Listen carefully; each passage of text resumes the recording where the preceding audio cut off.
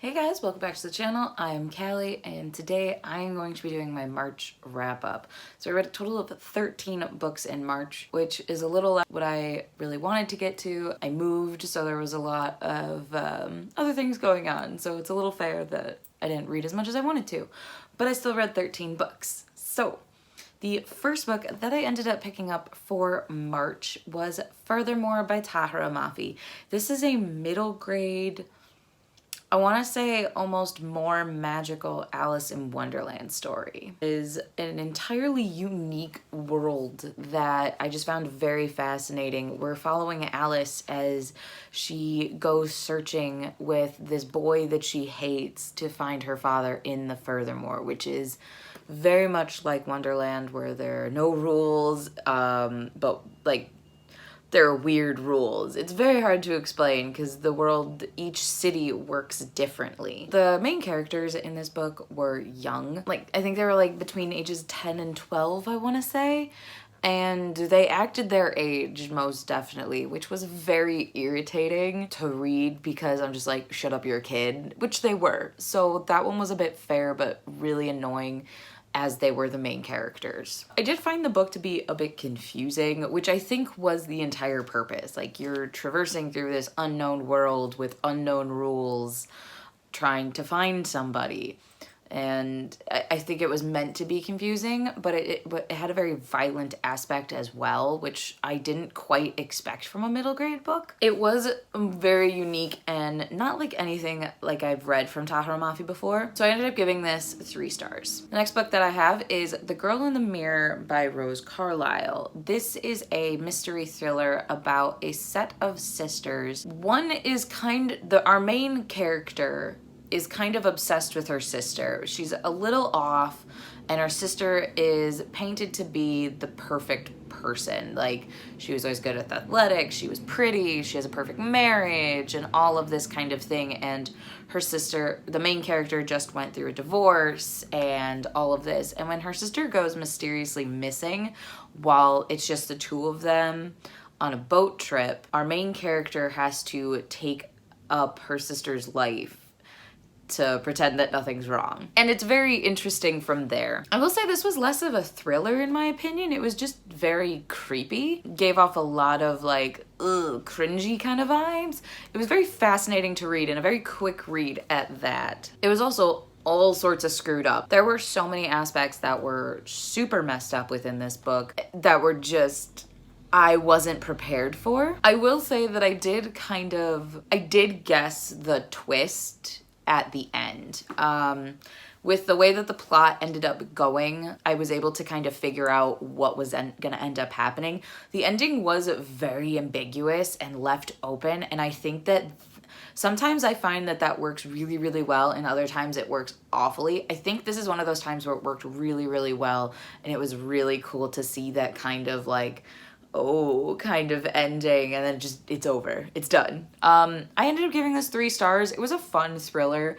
Nothing I'd ever really read a second time, but if you're looking for a quick, creepy thriller, this one was pretty good. Up next, I have Snow Like Ashes by Sara Raasch. This follows a girl named Mira who is in this resistance to get her kingdom of winter back that has been overrun by the spring area. So she's trying to get the magic of winter back that this evil king of spring has broken and dismantled and scattered across the lands.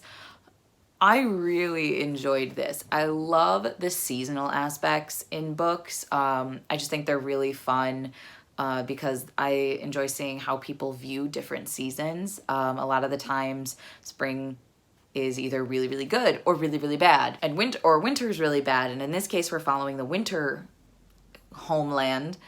And it's just very intriguing to see where it went. I think the world building and the actual magic system within this is very unique, and I am very much enjoying where the magic and the plot is going for this story. I do feel like this starts off as like a very typical YA fantasy kind of story, which is fair, it's a YA fantasy, but it builds up into something a lot more unique. It just starts off that almost cookie cutter YA story. The imagery and the character development I think was my favorite aspect of this book, and I am really excited to continue with it. Because the way that the author is able to write and describe these characters and these places and these seasons, I think is phenomenally well done, and I'm very, very much enjoying where this story is going. And it's going in like a much darker tone than most YAs will even touch. And this is an earlier YA trilogy, so that intrigues me very much. Overall, I give this 4 stars. I really enjoyed it. Next up, I have The Jewel by Amy Ewing. This follows a girl who is about to enter the Jewel. This is a YA dystopian story where girls with a certain proclivity towards, I don't want to call it magic because they don't describe it as magic. They describe it almost like superpowers. And these girls are picked and chosen and then trained to be surrogates, to bear the children of the people within the Jewel, which the Jewel I basically equate to the capital from the Hunger Games. It is extremely screwed up, but at the same time, while an outlandish idea and concept, they made it feel extremely realistic and very probable and plausible within our world. And that was a little bit horrifying. I will say the superpowers or magic system is a bit confusing to follow. I didn't fully understand it until towards the end of the book. And even then I was still a little hazy on it. I am excited to continue this series. I do think we are now going to follow that divergent Hunger Games formula. We had our setup of our main character in book 1. We had her kind of just, this is the way of the world, this is how things are going to be. Something awful happens to someone she loves, and she ends up accidentally joining a rebellion. And then we're just going to kind of go on from there. It is really fun. I kind of miss having a new dystopian to follow because I haven't read a good dystopian in a hot minute. And this one's intriguing, and I'm very interested. I'm guessing it will follow that cookie cutter, but I won't know until I read the other ones. Overall, I ended up giving The Jewel 3 stars. The book that I ended up picking up next was Every Heart a Doorway by Seanan McGuire. This is the first book in the Wayward Children series, which follows these children who aren't really children anymore. They're more teenagers, late teens, early 20s, but they spent their childhood and they were basically raised in these different areas. And the whole point of these books are, what if these kids spent their childhood and early teenage years in these worlds and then were spat back out? And what do they do now? What do they do now that they're back in the real world after they've endured this adventure, gotten used to these politics and awful things of the worlds that they were in? These are adult books, which is very fascinating because the author is then able to take these worlds. Our main character in this book, she came from basically a hell world where the main ruler of the world she was in was her lover. And eventually when she got older, I think she's in her like early 20s when she gets kicked back out, he's like the Demon King or Lucifer, something to that avail.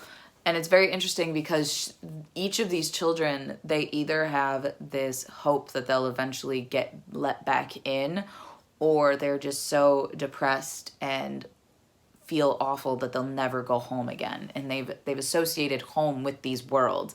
And I think that even though these are tiny little books, there is so much jam-packed. And well, at the beginning it was a bit confusing because we were being introduced to everybody, to the concepts, to different characters, and there was a mystery within this, which was really fun to follow, and I had no idea who it was going to end up being. And I found that to be really unique because usually with mysteries, murder-ish mysteries, I'm usually able to guess who it's going to be. I was with the main character just like, I have no idea who this could be, even a little. And it was just fascinating that way, and I'm very intrigued to read the rest of these. I ended up giving this one 4 stars. Up next, I read Lore by Alexandra Bracken. This follows a girl named Lore who is trying to distance herself from her family legacy, which includes this hunt that happens every 7 years where 7 gods and goddesses are given mortal form, and the families that they've wronged centuries ago are able to hunt them. And if they kill the god, they then become that new god, with the caveat of still every 7 years you're gonna have to be hunted. So Lore is approached by an old childhood friend begging for help, him and Athena, one of the last remaining original gods. For a standalone, this was very slow and confusing with how the world worked and how everything connected to each other. Along with that, the pacing was kind of all over the place, which made it even more confusing. I did really like, once we picked up about halfway through, I enjoyed where the story ended up going. However, the finale felt so forced and didn't feel like it flowed as well as the middle part of this book, which was kind of upsetting. And it didn't really have a good confrontation at the end. I don't really feel satisfied with how this book ended. So I ended up giving this 3.5 stars. Maybe I'll reread it and feel a bit differently, knowing how everything, the Aegon works and how it all works out together. But it just, with the pacing being all over the place and a lot of aspects not being explained very well, it was really hard for me to really get into this. The next book that I ended up picking up was The Good Luck Charm by Helena Hunting. This is a adult romance book. This is one of the best romance books I have ever read. There was none of the miscommunication arc issue. Both the main people and the main couple talked to each other and they validated each other's feelings, even though there was actual problems with their relationship that they addressed and were like, okay, we need to take a step back and deal with that. So the plot of this book is this couple, it's a second chance romance. They were a couple in high school, and when the guy ends up getting drafted to the NHL, he dumps her thinking that he doesn't want a girlfriend dealing with this and he doesn't want to drag her everywhere.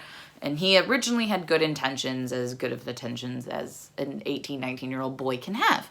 So this is, I think, 10-ish years later, and his career he's made it to the NHL and his career has tanked. And he thinks that Lila is the answer. So he ends up coming back home and trying to get back together with Lila, who is still very much hurt from the incident, which is fair considering he did it over the phone or over text message. And she's very wary, but she's also extremely close with his family to the point of where she's a nurse and she helps take care of them. And it ends up pulling them back together, but they also realize the toxicity of the relationship, and they figure out each other's wants and needs and what they want from their relationship. And it works so well. The characters just felt so tangible in this, which was very, very well done. And I want more from this universe. I don't really care if it's a sequel for following other characters. I just want more. This universe is very, very well done and I love it. I'm hoping to read more Helena Hunting in the future just because I love her writing. The adult romance aspect was very well done. Just very good steamy scenes. And yeah, I ended up giving this 5 stars because this was a fantastic romance book. Up next, I ended up listening to Heir by Sarah J. Maas for my reread. Heir is really where our plot gets started and I love it. It's just very fun. You get to meet Rowan, which is one of my favorite characters in this book, in this series. So I ended up listening to it on audiobook. If you have a chance, the audiobooks are really well done. I listened to it at 1.3 speed, but yeah, I love this reread. It's super fun. I also ended up picking a second reread, and that is Ash Princess by Laura Sebastian. I have yet to finish this series, but it's been a while since I've read them all, so I wanted to reread them. I really liked Ash Princess. We follow Theo, who has basically been a captor in her own castle for about 10, 11 years, and she has this weird Stockholm syndrome with the people who are her age. And it's just so intriguing and so screwed up that she can also recognize the Stockholm syndrome. And then when rebels start to show up and try and break her out, she wants to do what's best for her country and save her country from these people. But at the same time, she is very internally conflicted of these people that she grew up with because she was, I think, 5 when the people came and killed her mother right in front of her. So it's one of those things where this kind of trope is used in YA a lot, but you don't see this screwed up aspect. And I really liked that. I think it was very well done. And I love this series. And I'm very, very excited about my reread. I ended up giving this 4.5 stars. Up next, I finally picked up From Blood and Ash by Jennifer L. Armentrout. I've been seeing this book take TikTok, Facebook. I'm a part of a couple of book groups. I've just seen this book all over, and I finally wanted to know what the hype was. And I get it. I get the hype.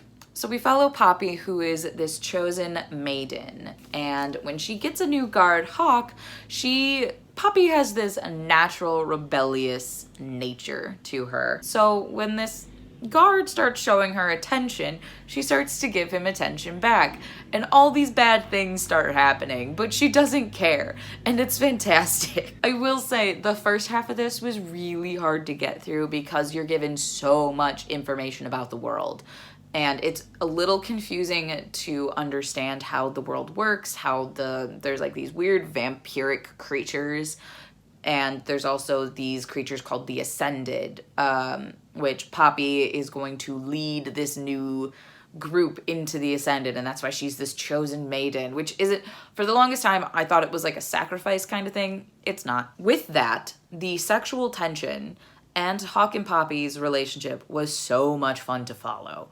They were just really funny, great banter, some great one-liners between these two, and very well done dynamic. I love it, and I'm very excited for more. I also really enjoy Poppy as a character. On the surface, seems very stupid and naive, which is fair. Like, she's been sheltered her entire life.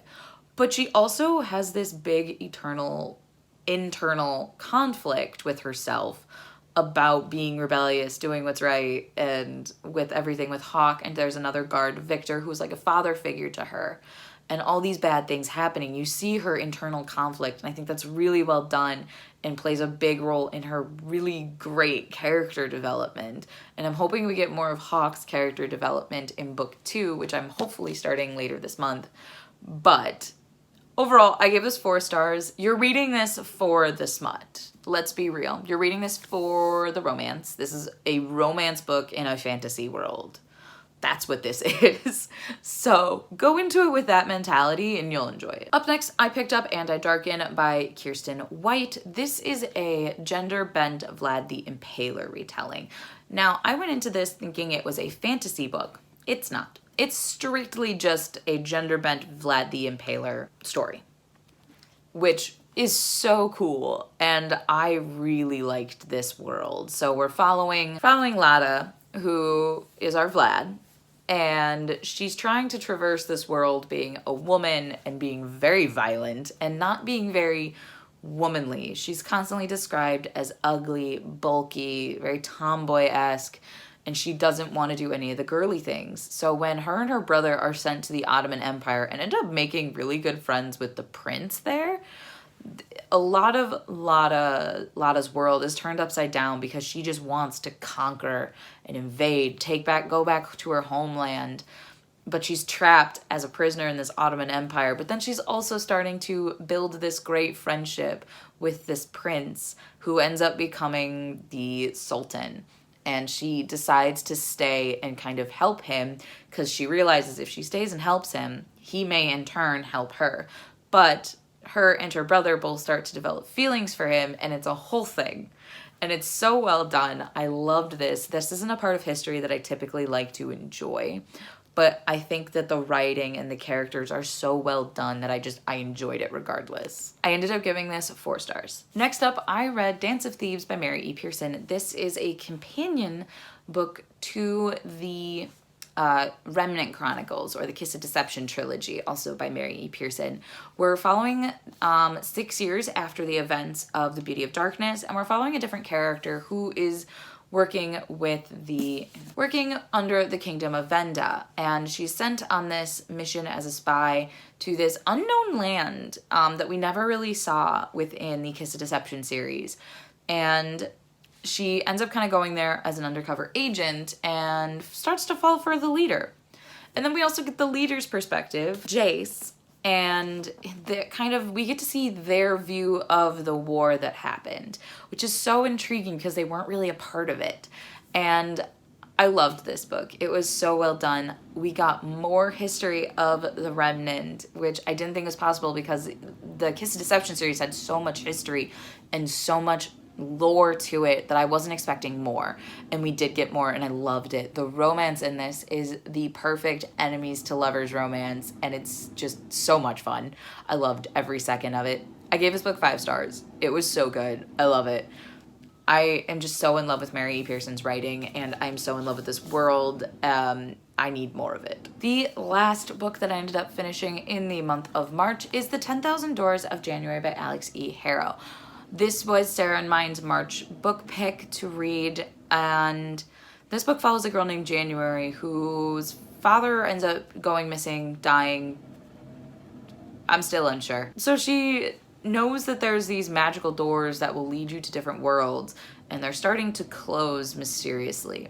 So January is kind of set on this mission to try and find her father through these doors. This book was very, very flowery. The writing was just a little much. I wasn't a big fan of it. We didn't really get into our plot until the last 100 pages of this book, which was really aggravating. I also didn't really care for our main character. I felt like she was very flat and didn't really have any dimension to her, which was kind of a bummer. The history and the understanding of how the doors work I found was intriguing, and I liked learning about that. But every time we went back to January, I was like, I don't care. I want to just go back to like the history lesson that's happening. So I wasn't the biggest fan of this book. It was fine. Once I understood what was happening and what the plot of our story was, I enjoyed it a lot more, but it took so long to get there.